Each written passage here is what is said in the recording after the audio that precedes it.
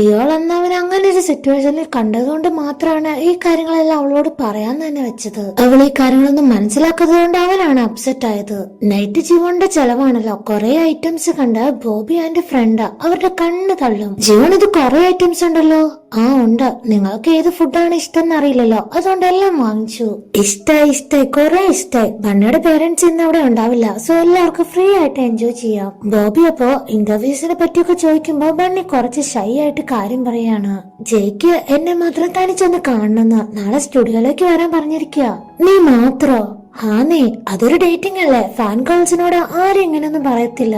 ബണ്ണിയും കുറച്ച് സന്തോഷത്തോടെ ആലോചിച്ചു നോക്കി. അതാവാൻ ചാൻസ് ഒന്നും ഇല്ല. ചാൻസ് ഇല്ലെന്നോ? പിന്നെന്താ തിയേറ്ററിലേക്കോ പാർക്കിലേക്കോ അങ്ങനെയൊന്നും പോകാൻ വിളിക്കാതെ നിന്നെ സ്റ്റുഡിയോയിലേക്ക് വിളിപ്പിച്ചേ?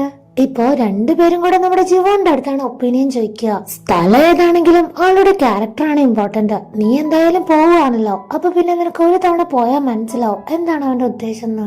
അങ്ങനെ അന്നത്തെ ദിവസം കഴിഞ്ഞു. നെക്സ്റ്റ് ഡേ അതിരാവിലെ തന്നെ ബണ്ണി റെഡി ആയിട്ട് ഫ്രണ്ട്സ് ഒന്നും തന്നെ എഴുന്നേറ്റിട്ട് പോലും ഇല്ല. ക്ലാസ്സിലേക്ക് പോവാണ്. അപ്പൊ തന്നെ നമ്മുടെ ജീവനും വരും. നീ ഇന്നലെ എപ്പോഴും വീട്ടിലെത്തി ഞാൻ മറന്നുപോയി തിരക്കാൻ വേണ്ടിട്ട്. അവൻ അതിനെന്തോ റിപ്ലൈ കൊടുത്ത് അവന്റെ വർക്കിൽ ബിസി ആയിട്ടിരിക്കുമ്പോ ഈ ബണ്ണി ഉണ്ടല്ലോ ഓരോ ഡൗട്ടായിട്ട് വരും. ജീവൻ, ഞാനിങ്ങനെ ഹെയർ അഴിച്ചിടുന്നതാണോ അതോ ബൺ ചെയ്യുന്നതാണോ നല്ലത്? അവന് ലൈറ്റായിട്ട് ചിരി വരും. എന്നാലും നിന്റെ ഔട്ട്ഫിറ്റിന് മാച്ച് ആവുന്നത് ബൺ കെട്ടുന്നത് തന്നെയാണ്. ദേ നിന്റെ കയ്യിലൊരു ബണ്ണുണ്ടല്ലോ, അത് വെച്ച് കെട്ടിക്കോന്ന് പറഞ്ഞ് അത് കാണിച്ചും കൊടുക്കും. എന്നവൾക്ക് വലിയ സന്തോഷായി. നല്ല ആളോട് തന്നെ ഞാൻ ഒപ്പീനിയൻ ചോദിച്ച്. ഇവിടെ നമ്മുടെ ലീയും ഇയോളും കൂടെ ആർട്ട് ക്ലാസിന്റെ സൈഡിലൂടെ വന്നപ്പോ അവന്റെ ഒരു ഡ്രോയിങ് കാണും. ഡാ, ഇത് ഒറിജിനൽ പോലെ ഉണ്ടല്ലോ, നിന്റെ അതേ ഫേസ്, നീ തന്നെ ഇത്. ലീക്കറിയില്ലല്ലോ ഇവനൊരു ഡേ മോഡലായ കാര്യമൊന്നും. അവരെന്തിനത് പബ്ലിക്കായിട്ട് വെച്ച് കോപ്പ്. ലീ ആ ഡ്രോയിങ്ങിലേക്ക് കാര്യമായിട്ട് നോക്കി. ഡാ, ഇത് വരച്ച ആള് നല്ല സ്നേഹത്തോടു കൂടിയാ വരച്ചിരിക്കുന്ന. ആ ഒരു അട്രാക്ഷൻ അല്ലെങ്കിൽ ഒരു അഫെക്ഷൻ വൈബ് ഈ ഡ്രോയിങ് കാണുമ്പോ തന്നെ മനസ്സിലാക്കാൻ പറ്റുന്നുണ്ട്. ബണ്ണി ഡ്രോയിങ് വരയ്ക്കുമ്പോഴൊക്കെ അവന് തന്നെ ഇങ്ങനെ നോക്കി കണ്ണെടുക്കാതെ നോക്കിക്കൊണ്ട് നിന്നതെല്ലാം ഇവനിങ്ങനെ ആലോചിച്ച് നോക്കും. നിനക്ക് വട്ട അങ്ങനെയൊന്നും ഇല്ല. അപ്പോഴാണ് ജീവൻ വരച്ച ഡ്രോയിങ് കാണുന്നത്. ഫേസ് ഒന്നും ഇല്ല, എല്ലാം കുത്തി കുറച്ചിട്ടിരിക്കുകയാണ്. അതിലൊരു ക്യാപ്ഷൻ വേറെ. നിങ്ങൾക്ക് ഒരാളോട് അഫെക്ഷൻ ഒന്നും തോന്നുന്നില്ലെങ്കിൽ തീർച്ചയായും നിങ്ങൾ വരയ്ക്കുന്ന ഡ്രോയിങ്സ് ഇതുപോലെ ആയിരിക്കും. മിക്കവാറും ജീവൻ തന്നെ വരച്ചതായിരിക്കും ലീയും സപ്പോർട്ട് ചെയ്യും. ഈ ഒരു ടൈം നോക്കി ബണ്ണി ധൃതിയിൽ എങ്ങോട്ട് പോകാൻ ഇറങ്ങാണ്. അത് ലീ കണ്ട്, ബണ്ണി ഇതെങ്ങോട്ട് ധൃതിയില്ല, ഈ ഡ്രസ്സ് കൊള്ളാലോ, എന്തെങ്കിലും ഇമ്പോർട്ടന്റ് ആയിട്ടുള്ള മീറ്റിംഗ് ഉണ്ടോ? അർജന്റ് ആയിട്ട് ഒരാളെ കാണാനുണ്ടെന്ന് പറഞ്ഞ് ഇവള് പോ. ഇയാളിനറിയാം എന്താ ഇമ്പോർട്ടന്റ് ആയിട്ടുള്ള അർജന്റ് മീറ്റിംഗ് എന്ന്. അതുകൊണ്ട് ലീഡ് അടുത്ത് വാടാ നമുക്കും പോവാന്ന് പറഞ്ഞ് വിളിക്കുകയാണ്. ഏത് വണ്ടിയിലാ പോണേന്നറിയോ? നമ്മുടെ ലീഡ് സ്പാർക്കൽ സ്കൂട്ടറില്. എടാ ഒന്ന് നോക്കിക്കോണേ, ഞാൻ ഒരല്പം ചായ കുടിച്ചിട്ട് വരാം, പെട്ടെന്ന് വരാം, എന്നെ വണ്ടി നോക്കിക്കോണേ. ഇയാൾക്ക് ഇപ്പോഴും മനസ്സിലായിട്ടില്ല ഈ ലീ എന്തിനാ ഈ സ്കൂട്ടറിന് ഇത്ര ഇമ്പോർട്ടൻസ് കൊടുത്ത് ഇത്ര കാര്യമായിട്ട് നോക്കണേന്ന്. ലീ ആണെങ്കിൽ എപ്പോ കോഫി ഷോപ്പിൽ പോയാലും ഈടെയായിട്ട് കൂളിംഗ് ഗ്ലാസ് ഒക്കെ വെച്ചേ പോവാറുള്ളൂ. കാരണം എന്നാലല്ലേ നമ്മുടെ ബോബിനെ ഇംപ്രസ് ചെയ്യാൻ പറ്റൂ. അവന്റെ ആ ലുക്ക് അത് കാണുമ്പോ തന്നെ ബോബി അയ്യേന്നാവും. സർ, ഓർഡർ എന്തെങ്കിലും ഉണ്ടെങ്കിൽ ആ ഒരു ടേബിളിൽ പറഞ്ഞാൽ മതി, അവിടെ ഓർഡർ എടുക്കുന്നുണ്ട്. എനിക്ക് റെഗുലർ ആയിട്ട് തരുന്നവർ തന്നെ കോഫി തരണം, കുറച്ച് പേഴ്സണലാ. ഇപ്പൊ വരുന്നവരും പോകുന്നവരും ഒക്കെ സ്പാർക്കിൾ സ്കൂട്ടർ നോക്കി ചിരിച്ചിട്ടാണ് പോകുന്നത്. പോരാത്തതിന് കമന്റ് അടിക്കും. ഏതായാലും ഈ ചപ്പട്ട വണ്ടി ഇതെന്താ സ്കൂൾ പിള്ളേർക്ക് കൊടുക്കുന്ന സ്കൂട്ടർ പോലെ ഉണ്ടല്ലോ, നഴ്സറിയിൽ വെച്ച് വാങ്ങിയതാവും. എല്ലാം കേൾക്കുമ്പോ ഇയാള് വേഗം തന്നെ ആ കീ എവിടെയാണ് വെക്കേണ്ടത് അവിടെ തന്നെ വെച്ചിട്ട്, എന്റെ അല്ലാട്ടോ, എനിക്ക് വണ്ടിയായിട്ട് യാതൊരു ബന്ധവും ഇല്ല. ശവം എപ്പോഴാണ് വരുന്നതെന്തോ തെണ്ടി. വേഗം തന്നെ കോൾ ചെയ്ത് നോക്കിയാ മുന്നിൽ ബോബി നിൽക്കുകയാണല്ലോ. അപ്പൊ അവള് കേൾക്കാൻ വേണ്ടി മാത്രം, യുഎ ഡിസൈനിന്റെ ആളല്ലേ, അത് കംപ്ലീറ്റ് ചെയ്യാം, ഞാൻ നല്ല തിരക്കുള്ള ആളാണെന്ന് അറിയാലോ. എന്തായാലും കുറച്ചു ദിവസം എനിക്ക് വേണ്ടി വെയിറ്റ് ചെയ്യ്. എന്താണ് മാറി പറയുന്നത്? നിനക്ക് വട്ടായോ? എന്ത് പേഴ്സണൽ കാര്യമെന്നോ? ശരി ശരി നമുക്ക് നേരിട്ട് സംസാരിക്കാന്ന് പറഞ്ഞാൽ അവൻ ആ കോള് കട്ട് ചെയ്യും. ബോബിയുടെ അടുത്ത് പോയിട്ട് വരാട്ടോ മോളെ എന്ന് പറയുമ്പോ ഇവന്റെ കൂളിംഗ് ഗ്ലാസ്, ഗ്ലാമർ, പൊട്ടനെ പോലെയുള്ള ആക്ടിങ് അവൾക്ക് ഇവനൊരു കോമഡി പീസായിട്ടാണ് തോന്നിക്കൊണ്ടിരിക്കുന്നത്. ഇവിടെ പണിയാണെങ്കിൽ ജയുടെ സ്റ്റുഡിയോയിൽ എത്തി സെയിം ടൈം തന്നെ നമ്മുടെ ഇയോളും ലീയും. ലീക്ക് ഇപ്പൊ രണ്ടുപേരെ പിക്ക് ചെയ്യാനുള്ളതുകൊണ്ട് അവൻ പോയി. നോക്കുമ്പോ പണി അവിടെ ജയ്ക്ക് വേണ്ടി വെയിറ്റ് ചെയ്യുന്നത് കാണുമ്പോഴേ ഇവന് ഭയങ്കരമായിട്ട് ഹേർട്ട് ആവുന്നുണ്ട്. എന്നാലും ചെന്നുമിണ്ടും, നീ എന്താ ഇവിടെ, നിനക്ക് വേറെ എവിടെ പോകാനുണ്ടെന്ന് പറഞ്ഞിട്ട്? പോവാനുണ്ടെന്ന് പറഞ്ഞത് ഇവിടെ തന്നെയാ, ഞാൻ ഇവിടേക്ക് തന്നെ വന്നതാ. അപ്പൊ തന്നെ ജയം വന്ന് ബണ്ണീന്ന് വിളിക്കുമ്പോ അവളുടെ ഫേസ് കാണണം, വളരെ പ്ലസന്റ് ആയിട്ട്. നീ എപ്പോഴാ വന്നേ? നിനക്ക് വന്നപ്പോ തന്നെ എന്നെ വിളിക്കാറുന്നില്ലേ? ഞാൻ വന്ന് പിക്ക് ചെയ്യുമായിരുന്നല്ലോ.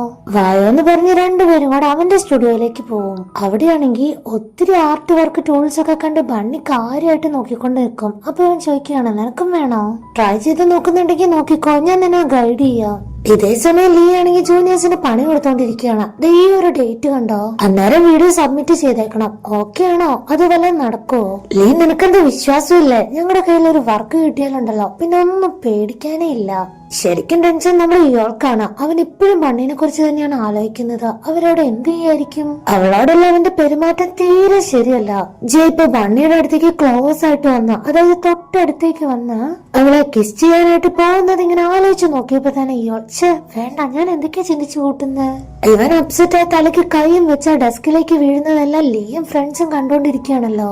എന്താണ് പറ്റിയ? നീ ഒന്നും കഴിച്ചില്ലേ? വാ, ഞാൻ എന്തെങ്കിലും ഓർഡർ ചെയ്ത് തരണോ? എന്താ പറഞ്ഞു? ഓർഡർ? ഐഡിയ കിട്ടി, ഞാൻ ഓർഡർ ചെയ്യാം. ഇപ്പൊ തിന്നാൻ കിട്ടുന്ന പറഞ്ഞ് ബാക്കി രണ്ടുപേര് കൈയടിക്കുകയാണ്. ആക്ച്വലി അവന്റെ പ്ലാൻ ഒക്കെ വേറെയാണ്. ശരിക്കും ജയയുടെ ബണ്ണിക്ക് പുതിയ ടൂൾസ് ഒക്കെ ഉപയോഗിക്കുന്ന ഷേപ്പിംഗ്, ക്രാവിംഗ് ഒക്കെ ടീച്ച് ചെയ്തോണ്ടിരിക്കുകയാണ്. പെട്ടെന്ന് തന്നെ അവൻ ജയയുടെ ഷോൾഡറിൽ ടച്ച് ആക്കും. കൈ പിടിച്ച ഓരോ മൂവ്മെന്റ് ഇങ്ങനെ പറഞ്ഞു കൊടുക്കുകയാണ്. ഫോക്കസ് വേണം, കർവിംഗ് അതാണ് ഇമ്പോർട്ടന്റ്. ബണ്ണിക്കാണെങ്കിൽ ഇവനോട് ചെറിയ ക്രഷ് ഉള്ളത് കൊണ്ട് തന്നെ അവളൊന്നും പറയുന്നില്ല, ഭയങ്കരമായിട്ട് എൻജോയ് ചെയ്യാണ്. പെട്ടെന്ന് റൂമും തുറന്നുകൊണ്ട് ഇത് ഡെലിവറി ബോയ് വന്നപ്പോ അപ്പൊ തന്നെ കയ്യങ്ങെടുക്കും. സെയിം ടൈം തന്നെ ഇയാൾ ഓടി വന്ന, അതവിടെയല്ല, ഞങ്ങൾക്ക് വേണ്ടി ഓർഡർ ആക്കിയതാ, ഇങ്ങോട്ട് വന്നേരെ. റൂമിൽ എന്താ നടക്കുന്നതെന്ന് നോക്കുകയും ചെയ്യാം, മാനവും പോവില്ല. അത് നല്ല ഐഡിയ അല്ലേ? ഇത് തന്നെ പണി. ഒരു 5 മിനിറ്റ് കൂടുമ്പോഴും ഫുഡ് ഇങ്ങനെ വന്നുകൊണ്ടേയിരിക്കും. ശല്യം കാരണം ജിയ ബണ്ണിനോടായിട്ട്, ഇവിടെ അടുത്തൊരു പാർക്കുണ്ട്, നമുക്ക് ജസ്റ്റ് ഒന്ന് നടക്കാൻ പോയാലെന്താ? ബണ്ണി അതിന് ഓക്കെ പറഞ്ഞ് അവന്റെ കൂടെ പോകുമ്പോഴെല്ലാം തന്നെ ഞെട്ടുന്നത് നമ്മുടെ ഇയാളാണ്. എന്താ ഇപ്പൊ ഞാൻ ചെയ്യാ? അവൻ ഏതായാലും ഒരു വഴി കിട്ടി. അതൊന്ന് ജയ ഒരു ഗേളായിട്ട് ക്ലോസ് ആയിട്ട് നിന്ന് സംസാരിച്ചോണ്ട് നിന്നില്ലേ, അന്നേരം മൈക്ക് ഓണാർന്നു പറഞ്ഞല്ലോ. അന്നവൻ ആ ഗേളിന്റെ അടുത്ത് എന്തായിരിക്കും സംസാരിച്ചിട്ടുണ്ടാവുക എന്നുള്ള ക്യൂരിയോസിറ്റി കൊണ്ട് ഇവനെ ഓഡിയോ ചെക്ക് ചെയ്തോണ്ടിരിക്കുകയാണ്. വർക്കൊന്നുമില്ല, ഫ്രീ ആയിട്ടിരിക്കുന്ന ടൈമിൽ കൂടെ ഇവൻ എന്താ ഇത്ര കാര്യമായിട്ട് ചെയ്യുന്നതെന്ന് ആലോചിച്ചാണ് ലീ. ഇവൾക്ക് ഓഡിയോ കിട്ടി. അത് പ്ലേ ആക്കി തുടങ്ങുമ്പോഴേ തന്നെ ഫേസ് ഒക്കെ മാറി തുടങ്ങി. കൈയൊക്കെ മുറുക്കി എന്തോ ആലോചിച്ച് ചാടി എഴുന്നേറ്റ ഒറ്റ ഓട്ടാണ് ആ പാർക്കിലേക്ക്. ഇവനിത് എങ്ങോട്ട് പറക്കുന്നതെന്ന് ആലോചിച്ച് മറ്റേ ഫ്രണ്ട്സും. ഇതേ സമയം പാർക്കിൽ ജയാണെങ്കിൽ അവൾക്ക് ഒരു ഐസ്ക്രീം ഒക്കെ വാങ്ങിക്കൊടുത്ത. ഐസ്ക്രീം എന്ന് പറഞ്ഞാൽ വെറും ഐസ്ക്രീം അല്ല, ഇറ്റാലിയൻ ഐസ്ക്രീം ജെലീറ്റോ. അതിനെ കുറിച്ചൊക്കെ സംസാരിച്ചാണ് ഇവര് വരുന്നത്. നമ്മുടെ ഫസ്റ്റ് മീറ്റിംഗ് ഈ ജെലീറ്റോ പോലെയായിരുന്നു, ഭയങ്കര മെൽറ്റിംഗ്. സത്യമായിട്ട് പറയാണോ? പിന്നെ നിന്റെ ഈ ഇന്റർവ്യൂ കൂളായിരുന്നു കേട്ടോ. ബണ്ണിക്കാണെങ്കിൽ ജെ എന്ത് പറഞ്ഞാലും അതെല്ലാം തന്നെ ഹാർട്ട് ടച്ചിങ് ആണ്, അതായത് ഭയങ്കര ഫീലിങ്സ് ആണ്. അതുകൊണ്ട് നാണിച്ച് എല്ലാം കേട്ട് തല ഒലുക്കും. അവനാണെങ്കിൽ ഇപ്പൊ ബണ്ണിയുടെ മുന്നിൽ മുട്ടുകുത്തി അവളുടെ അഴിഞ്ഞ ഷൂലൈസ് ഉണ്ടല്ലോ അത് കെട്ടിക്കൊടുക്കുകയാണ്. അതും കൂടെ കാണുമ്പോ ബണ്ണി ഭയങ്കരമായിട്ട് ഇംപ്രസ്ഡ് ആവും. Thank you. അവന്റെ ക്യൂട്ട്നെസ്സോട് കൂടിയ സ്മൈൽ നോക്കി അവളിങ്ങനെ നിക്കുമ്പോ ഇയാള് പെട്ടെന്ന് വന്ന് അവൾക്കടെ കൈ കയറി പിടിക്കും. ഭയങ്കര കളിപ്പായിട്ട്, വന്നേ വാ വീട്ടിൽ പോവാ. ബണ്ണിക്ക് അറിയില്ലല്ലോ ഇവിടെ എന്താ സംഭവം. നീ കൈയെടുത്തെന്ന് പറഞ്ഞാലും അവനുണ്ടോ വിടുന്നോ? അവനാണെങ്കിൽ കുറച്ചും കൂടെ മുറുക്ക പിടിക്കും. ഞാൻ വീട്ടിൽ കൊണ്ടാക്കാന്ന് നിന്നോട് വരാനല്ല പറഞ്ഞേ. ബണ്ണിക്ക് തിരിച്ചൊന്നും പറയാൻ പറ്റാതെ പിടിച്ചു വലിച്ചാണ് കൊണ്ടുപോകുന്നത്. അവളുടെ കൈ വേദനിക്കുമ്പോ ഇവനെ തട്ടി മാറ്റും. നിനക്കെന്താ അവനോട് പ്രേമാണോ അത് വേറെന്തേലും ആണോ? എന്താണെങ്കിലും കാര്യമല്ല, അവൻ പോക്ക് കേസാ. എന്താന്ന്? നിന്നോട് ഞാൻ പറഞ്ഞില്ല അവൻ പോക്കാണ്. നീ എന്തിനാ കാണുന്നവരൊക്കെ ഇങ്ങനെ കണ്ണടച്ച് വിശ്വസിക്കാൻ നിക്കുന്നേ? ബണ്ണി ഇപ്പൊ അവനോട് റേസ് ആയിട്ട് തന്നെ കാര്യം പറയും. നീ ആവശ്യമില്ലാത്ത കാര്യങ്ങളിലാണ് തലയിടുന്നത്, മനസ്സിലാക്കിക്കോ. അപ്പൊ ഇയാളും തിരിച്ച്, നീ തന്നെ ലാസ്റ്റ് വേദനിക്കും, നോക്കിക്കോ. നിനക്കിനി മണ്ടിയാവണോ? അവൻ നിന്നെ ഫൂളാക്കാന്ന് ഇതുവരെയായിട്ട് നിനക്ക് മനസ്സിലായില്ലേ? ഒരുത്തൻ നിന്നെ പറ്റിച്ചു പോയിട്ടും ഇതുവരെ നീ ഒന്നും മനസ്സിലാക്കിയില്ല. ഇയാൾ അങ്ങനെ പറഞ്ഞത് കൊണ്ട് മാത്രം ബണ്ണിക്ക് ഭയങ്കരമായിട്ട് ഹേർട്ടായി. ഞാൻ മണ്ടിയായി, എന്നെ ആരെങ്കിലും പറ്റിച്ച നിനക്കെന്താ? നീ നിന്റെ കാര്യം നോക്കിയ പോരെ. ഒരു വാണി പോലെ ദേഷ്യപ്പെട്ട് കരഞ്ഞോണ്ടാണ് അവള് വന്ന വഴി തന്നെ തിരിച്ചു പോകുന്നത്. ഇവള് കരഞ്ഞോണ്ട് പോകുന്നത് കാണുമ്പോ അവനും ഭയങ്കരമായിട്ട് വിഷമായി. അതിനേക്കാൾ ഉപരി ഭയങ്കരമായിട്ട് ഹേർട്ടായി.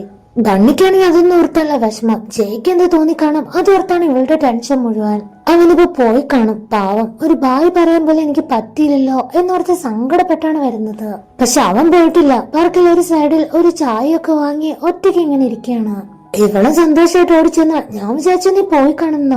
ഇല്ല, വെയിറ്റിംഗ് ആയിരുന്നോ? നിനക്ക് വേണ്ടി മാത്രം. അത് കേൾക്കുമ്പോ ബണ്ണിയും കുറച്ച് റിലാക്സ് ആയിട്ട് അവനൊരു സ്മൈല് കൊടുക്കുമ്പോ, അതേതാ ചെക്കൻ എന്തിനാ എവിടേക്ക് വന്നത്? അതൊന്നും മിസ്അണ്ടർസ്റ്റാൻഡിങ് ആയതാ, അതൊന്നും അത്ര വലിയ കാര്യാക്കാനൊന്നുമില്ല.